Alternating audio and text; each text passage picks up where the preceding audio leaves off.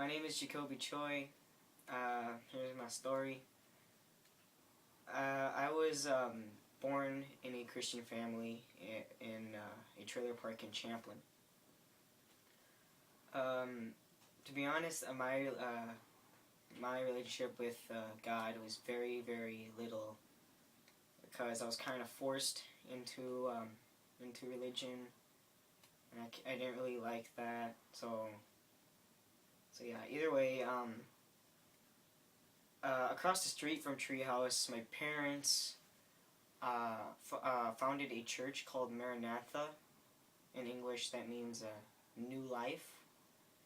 And my dad was the pastor at that place across Treehouse.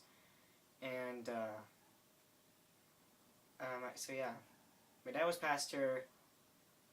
A lot of people started going there. We were the first Hispanic church founded in Bloomington. The way my dad preaches, he brings it with, he tells the truth, but he just brings it in fear. He just loves bringing fear in pretty much everything. Like for example, if you have sex before marriage, you're gonna live a really hard and painful life. If you do that in hell and whatever. As Hispanic, culture, that was supposed to be very disrespectful, especially as a pastor's kid. It was like very shameful. My dad, was forcing me to, believe in Christianity. In Hispanic culture, Christianity, we love playing music. Music was like the #1 thing we loved to do at our church. And during that time, I played violin, and I was playing up with my dad. He played piano. One day, I realized my dad was sitting next to this one person while band practice. I didn't think it was a big deal. This lady, she was one of my dad's greatest friends, and also one of my friends, and I didn't really mind. But my dad, she was a terrible singer anyway, so I thought my dad was teaching her how to sing anyway. So my mom, like weeks later, my mom was asking me these questions. Where's your father? Has he been with anyone? I'm like, no, I don't. Then it hits, then I just had a terrible realization. My dad was cheating on my mom. And what came to that in my mind, because I have seen my dad with this woman a lot of times.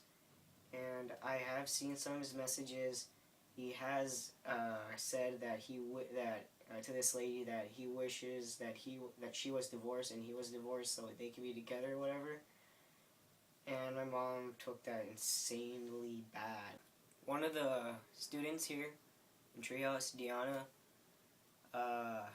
she told me about this place called Treehouse. Then that name rang a bell. I'm like, Treehouse, isn't that the place where the emotionally disturbed usually go? She's like, no. I'm like, really? Because my dad would tell me that this place is where the disturbed is or whatever. She's like, no, it's a counseling place. She's like, you should give it a shot. I'm like, okay, fine. And I tried.